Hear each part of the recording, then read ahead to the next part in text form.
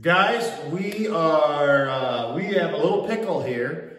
We're on a pretty big job. We're installing some sheet vinyl, and I sold the job, and I had an in-stock roll, and I was really hoping I was going to get lucky enough to catch my fill piece as one-piece seam in sheet vinyl. And as far as I know, almost every manufacturer that I've ever worked with on sheet vinyl has never recommended a cross seam, a head seam, a butt seam. They recommend one seam, but unfortunately on this job, we are gonna have to put a butt seam, cross seam in together. So what we're dealing with right now is it's Tarkett TruTex. It's kind of a barnwood look, and it's got a 4-foot pattern repeat, the length of it, and then the width of it, it's a 6-foot repeat. So I marked out with green tape here. This is my pattern. This is my pattern. And this salvage edge right here, or so this pattern right here, needs to be matched up to this side right here. So I do have more than enough material to do this, but ideally this is not what you want to do. So I'm going to show you the process of how I would go, or how I go about putting a seam like this in a piece of vinyl. And I did, for clarification, I did look on the Tarkett installation instructions. I did not see anything about installing with a cross seam, head seam, butt seam, whatever you want to call it. So I don't think it is recommended, but unfortunately, that's kind of what we're dealt with right now, is we got to deal with this. So stay tuned. We're gonna have to cut 2 pieces out of here to make a 2-piece seam for this vinyl. So what I did, we're pretty fortunate. This is new construction. I have no baseboard, and I've got a 1/2-inch gap underneath there. So what I did is I measured back to my grout line, from the wall to my grout line. I think it was 51 7/8, or no, 51 3/4. And so what I did on here is to give myself a little, I'll put a little bit underneath that sheetrock to give myself enough, just in case that wall kind of does some tricky stuff. I did measure it a whole bunch of times, and nothing was bigger than 51 3/4. So what I did, we don't have a scrap piece of plywood, but I just marked on my vinyl 52 inches off the grout line here. So what Chris and I did is we just measured off of this grout line right here, measured over 52, marked it, and what I'm going to do is cut it.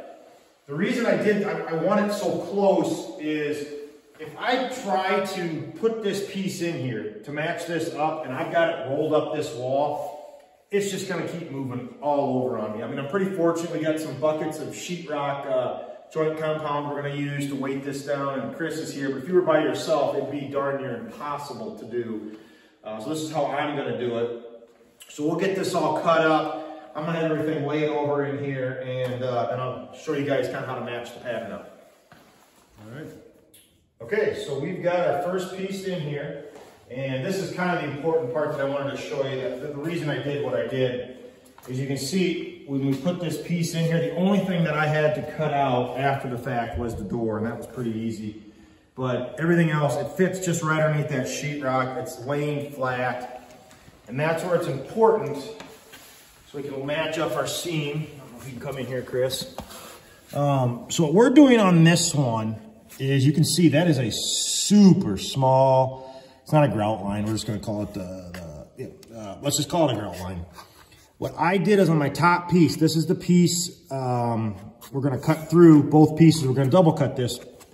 What I did on my top piece is this grout line to this grout line. And so this grout line is actually about less than a 1/16 of an inch, maybe a 1/16 of an inch that way over top of it.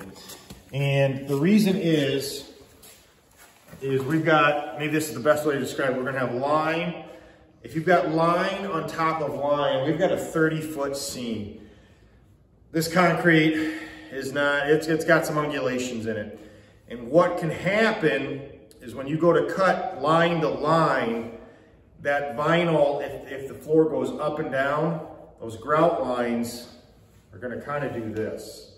They're gonna go in and out, and that's not gonna look good. So I would rather have, you know, sheet it one way and maybe have that pattern an unmeasurable amount smaller than to have, the, you know, like I said, just imagine these grout lines going like this. That's not gonna look good. So we've got that piece in there. That one's ready to go. Our next one, we're gonna take some measurements and we're gonna overlap. We've gotta match this, and then we've gotta come in and we've gotta match this. And once we get that done, we'll check back in with you. It's a little nerve-wracking, but it worked out. Chris, if you can come in here, I don't know if that light's gonna affect this, but you can see how our pattern, everything kind of comes through. We have everything marked. And maybe step back and then just show the, you know, like this one, the 4-foot board, everything going through. So now what I got to do is I'm going to cut, you know, here we're going to cut this seam, but I'm also going to cut this seam. And again, what I'm going to do is because this, I'm going to call it a grout line, is so small, I want to leave this one on and cut the one off underneath. I kind of want that where you've got this solid dark line and you've got the light where they meet. That's going to hide any cut the best right there. So what I'm going to do is I'm going to use a little double-sided tape just to hold this piece down. So when I go, I'm going to take a square and I'll go along all these lines and cut them out and carve that out, and then we'll check in with you again.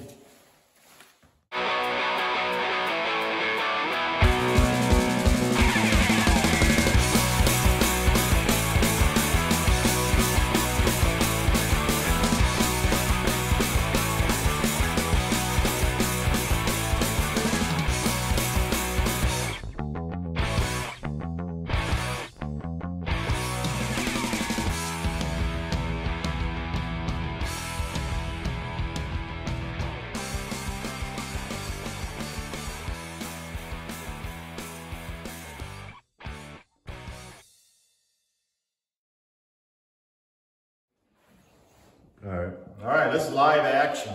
Here we go. Oh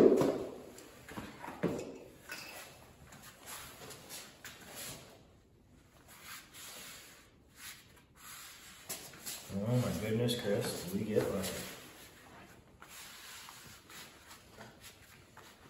So we'll have to do a little bit of praying too when we go to cut that seam and pull this all up.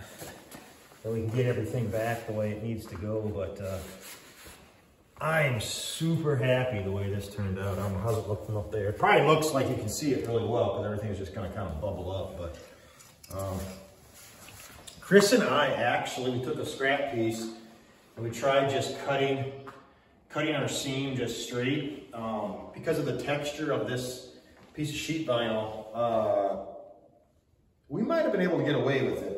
The only thing I thought is in a certain light of the day, and these light ones, it kind of leaves that like a pencil line. I know a seam's a seam, but anyways, I'm happy with this. So we're gonna get this cut, glued up, and then we'll check in with you again, and we'll go from there. Thanks, guys.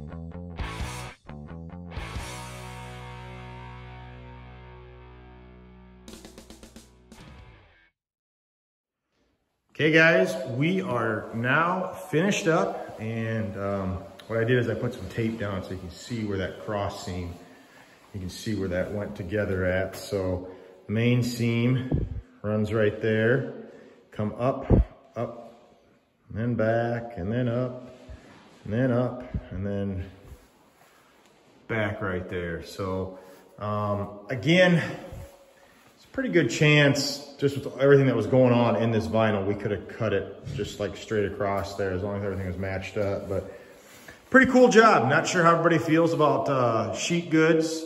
You know, you're gonna have a pattern in it. You're gonna have the repeats, and sometimes people don't like that. But we had a pretty big job. They only wanted one room of carpet, and everything else they wanted sheet goods, which, you know, I love laying sheet goods. So anyways, thanks for watching again, guys, and comments or questions down below. Just want to give you a heads up. I did go back with the right seam sealer.